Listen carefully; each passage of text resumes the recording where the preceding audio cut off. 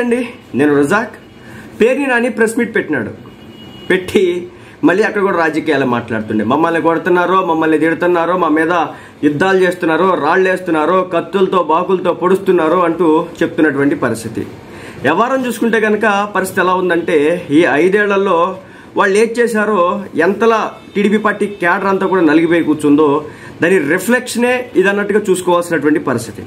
ఎందుకంటే ఈ రోజున పేర్ని నాని ఇంటి మీద రాళ్ళు వేశారు, విడుదల రజని పార్టీ ఆఫీస్ మీద రాళ్ళు వేశారు, అక్కడెక్కడ కత్తులతో పొడుచుకున్నారంట. అది ఆయనే చెప్తున్నాడు.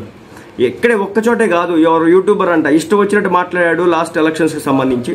ఆ అబ్బాయి ఇంటికి వెళ్ళి వాళ్ళ వైఫ్ గర్భిణి అంట, కత్తులు తీసుకుని ఆ ఇంటి మీదకి వెళ్ళినటువంటి పరిస్థితి. ఇలా 1 కాదు 2 కాదు, చాలా తీవ్ర పరిణామాలు అయితే ఆంధ్ర రాష్ట్రంలో జరుగుతున్నటువంటి పరిస్థితి.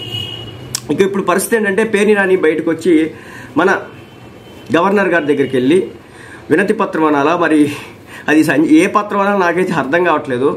మొత్తానికైతే ఆ పత్రాన్ని సమర్పించినారు. పరిస్థితి ఏంటంటే, ఆంధ్ర రాష్ట్రంలో మా పార్టీ కార్యకర్తల మీద, క్యాడర్ మీద, నాయకుల మీద తీవ్ర స్థాయిలో గొడవలకు దిగుతున్నారు, కొట్లాతకు దిగుతున్నారు, దొరికినట్టు వేసుకుంటున్నారని చెప్పేసి ఆయన చెప్తున్నటువంటి ఉద్దేశం అనమాట.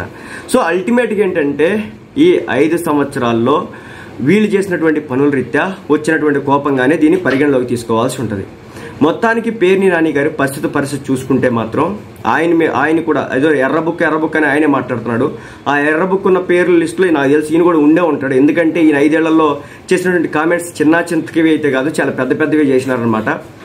అది సంగతి. సో ప్రస్తుత పరిస్థితులు చూసుకుంటే మాత్రం వైసీపీ పార్టీకి గడ్డు కాలం అని చెప్పాలి. ఎందుకంటే ప్రతిపక్ష హోదా లేదు. ఇంకో పక్క చూసుకుంటే కనుక అంత క్యాడర్ అంతా కూడా ఈ రిజల్ట్ చూసిన తర్వాత పూర్తి స్థాయిలో డేలా పడిపోయినటువంటి పరిస్థితి అన్నమాట. అయితే పేర్ని నాని ఇలాంటి సిచ్యువేషన్లో మరి మోరల్ సపోర్ట్ ఇవ్వాలని, మరి ఏ సపోర్ట్ ఇవ్వాలని, మొత్తానికి అయితే అక్కడికి వెళ్ళి ఏదో చేద్దామని చెప్పేసి ఏదో అంటున్నారు. మరి ఇది వర్కౌట్ అవుతుందా లేదంటే డౌటే అనమాట. ఎందుకంటే అధికారం మా చేతిలో ఉన్నప్పుడు ఏదైనా చేస్తామని చెప్పేసి ఒకసారి చేసి చూపించేశారు వైసీపీ నాయకులు. అంటే చంద్రబాబు నాయుడిని అరెస్ట్ చేయడం, పవన్ కళ్యాణ్ని అడ్డుకోవడం, చివరాఖరికి అర్ధరాత్రి పూట పవన్ కళ్యాణ్ హైదరాబాద్ నుంచి ఆంధ్రాలో అడుగు పెట్టడానికి, ఆయన ఫ్లైట్ దిగడానికి కూడా, అంటే స్పెషల్ చాపర్ దిగడానికి కూడా లేకుండా చేయగలిగినటువంటి పరిస్థితుల్ని ఆ రోజు వైసీపీ పార్టీ గవర్నమెంట్ తీసుకొచ్చినటువంటి పరిస్థితి. సో అధికారం చేతిలో ఉంటే ఎక్కడి దాకైనా చేయొచ్చు, ఏదైనా చేయొచ్చు. అధికారం చేతిలో ఉంటే ప్రతిపక్ష పార్టీలకు సంబంధించి ఎమ్మెల్యేలుగా గెలిచినటువంటి వ్యక్తుల్ని కూడా మనం లిఫ్ట్ చేయొచ్చు. దీని ప్రత్యక్ష ఉదాహరణ అచ్చెన్నాయుడు ఉన్నాడు కదా. అచ్చెన్నాయుడిని లిఫ్ట్ చేసినారు కదా, సబ్బవహారిని లేపినారు కదా, ధూళిపాల నరేంద్ర కూడా ఎత్తుకుపోయినారు కదా. ఇలా ఒక్కళ్ళు కాదు, 2 కాదు, అందరిని ఎత్తుకుపోయినారు కదా, పోలీస్ స్టేషన్లో పెట్టగలిగినారు కదా, జైలులో ఉంచగలిగినారు కదా. అచ్చెన్నాయుడికి ఆపరేషన్ జరిగి రక్తస్రావం అవుతున్నా సరే కూడా ఆయన్ని ఏమాత్రం కూడా కనికరించకుండా తీసుకుపోయినారు కదా. 90 రోజుల పాటు జైల్లో ఉంచినారు కదా.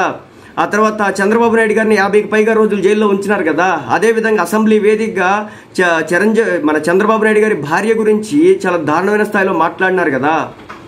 సో ఇలా 1 కాదు 2 కాదు, ఒకదాని తర్వాత ఒకటి అన్నీ కూడా వీళ్ళ పక్షాన నెగిటివ్గా మారుతున్నటువంటి పరిస్థితి.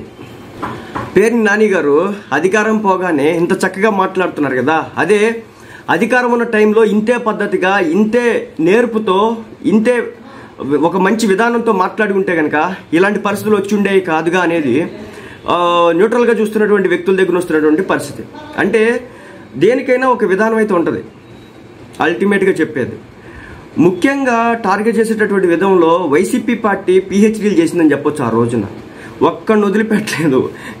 కొంచెం రెచ్చిపోయి యూట్యూబ్లో వీడియోలు చేస్తే చాలు వాళ్ళని కూడా ఎత్తుకుపోయి జైలు వేసి ఫేట్లు ఆడించారు. సో టీడీపీ పార్టీకి సంబంధించి అధికార ప్రతినిధిని ఎత్తుకుపోయారు.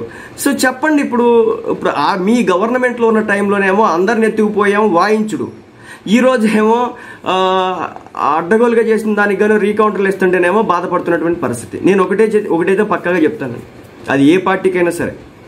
ఈ రోజున టీడీపీ వాళ్ళు రెచ్చిపోతున్నారు కదా, రేపొద్దున వైసీపీ వస్తే వాళ్ళు రెచ్చిపోతారు. దాంట్లో తప్పేం లేదు, దాంట్లో ఎక్కడ మొహమాట పడడానికి లేదు. బట్ లాస్ట్ ఎలక్షన్స్లో వాళ్ళు అలా చేసినారు, 5 ఏళ్లలో ఇట్లా తొక్కిపెట్టినారు కాబట్టి ఈ ఎలక్షన్స్లో వీళ్ళు రెచ్చిపోతున్నారు. బట్ నెక్స్ట్ ఎలక్షన్స్కి ఏమవుతుంది, వీళ్ళు రెచ్చిపోయారు కాబట్టి ఒకవేళ ఓడిపోతే కనుక వాళ్ళు తొక్కి పెడతారు మళ్ళీ.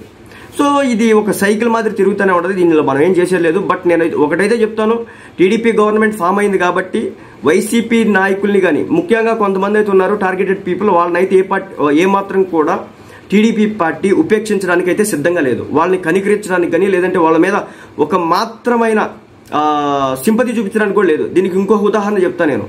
ఈ రోజున చంద్రబాబు నాయుడు గారిని ఆ రోజు అరెస్ట్ చేయడం కోసం అని చెప్పేసి అర్ధరాత్రి వెళ్ళి డోర్ నాక్ చేసినాడు కదా చంద్రబాబు నాయుడు గారి వాహనంలో నుంచి దిగిరమ్మని. ఆ అధికారి ఎవరైతే ఉన్నారో ఆయనకి చంద్రబాబు నాయుడు గారి దగ్గరికి వెళ్ళడానికి కూడా పర్మిషన్ ఇవ్వనటువంటి పరిస్థితి. అంటే ఆయన దగ్గరికి కూడా రానటువంటి పరిస్థితి. ఆయన ఒక్కడే కాదు, చాలామంది ప్రభుత్వ ఉద్యోగులు ఎవరైతే ఉన్నారో అంటే డీజీపీ ర్యాంక్, ఐపీఎస్లు, డీజీపీ, తర్వాత వాళ్ళ మీద ర్యాంక్స్, సిఐడి, వీళ్ళ ఎవరైతే ఉన్నారో వీళ్ళలో ఎవరికి కూడా వైసీపీ పార్టీకి సపోర్ట్ చేశారు అని కొంచెం ఉన్నా సరే వాళ్ళెవరిని కూడా దగ్గరికి రానియట్లేదు. అదేవిధంగా ఈ రోజున సిఐడి ఆఫీసుల్లో కావచ్చు, అదేవిధంగా మన అమరావతికి సంబంధించినటువంటి అక్కడ ప్రభుత్వానికి సంబంధించినటువంటి ఆఫీసుల్లో కావచ్చు, ప్రతి దానిపై కూడా ఒక ప్రత్యేక నిఘానైతే పెట్టారు. పోలీస్ డిపార్ట్మెంట్స్ ఇప్పుడు అక్కడ కాపలా కాస్తున్నాయి. అట్లా ఒక్క పేపర్ కూడా బయటికి పోవడానికి చూపించట్లేదు. సో దీన్ని బట్టి క్లియర్గా అర్థం చేసుకోవచ్చు, రివెంజ్ పాలిటిక్స్ పక్కాగా ఉంటాయి. ఏ ఒక్కరిని కూడా వదిలిపెట్టే ప్రసక్తే లేదు. చివరాఖరికి జగన్మోహన్ రెడ్డి గారిని మరోసారి ఈ 5 ఏళ్లలో జైలు వేసినా మీరు ఆశ్చర్యపోవాల్సిన పని అయితే లేదు. ఎందుకంటే తన 40 ఏళ్ల రాజకీయ జీవితంలో చంద్రబాబు నాయుడు గారు ఇప్పటివరకు ఎప్పుడు కూడా జైలు గోడలు చూడలేదంట, జైలు మెట్లు ఎక్కలేదు. ఆ జైలు నిర్మించడానికి వెళ్ళాడు కానీ ఆ జైలు మెట్లు దొక్కలేదు. సో అలాంటి వ్యక్తిని 50 రోజులు జైల్లో పట్టారంటే ఎందుకు ఊరుకుంటాడు? ఊరుకోడు కదా, అది పర్సనల్ రివెంజ్ కదా. నెంబర్ 1.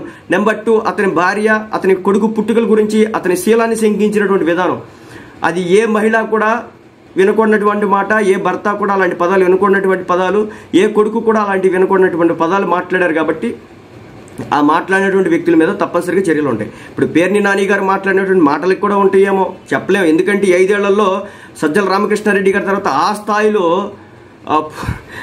స్థాయిలో ఫేమస్ అయింది మన పేర్ని నాని గారు. ఏ చిన్న ప్రెస్ మీట్ వచ్చి నేను ఒక్కడే బయటకు వస్తాడు. ఈ రోజున గుడివాడ అమర్నాథ్ గారు కరెక్ట్ మీటర్లో మాట్లాడారు.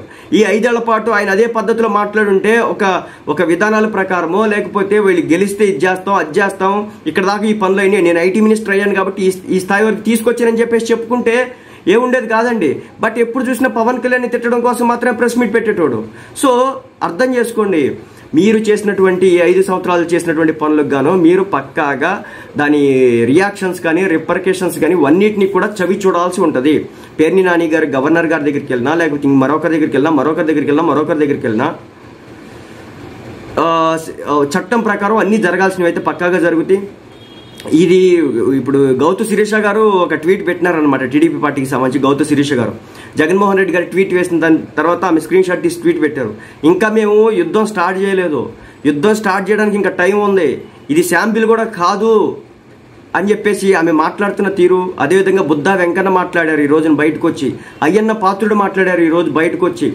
ఏ ఒక్కరిని వదలం అంటూ టార్గెట్ చేయడమే జరుగుతుంది. అంటే అర్థం చేసుకోండి, వైసీపీ ఈ 5 ఏళ్లలో వీళ్ళని పెట్టినటువంటి టార్చర్కి సంబంధించి పేర్ని నాని గారు ఎన్ని లేఖలు ఇచ్చినా దాని పర్యవసానాలు మాత్రం తప్పనిసరిగా ఎదుర్కోవాల్సిందే అన్నట్లుగా స్పష్టంగా కనిపిస్తున్నటువంటి పరిస్థితి. మరి చూడాలి ఏం జరగబోతుందో.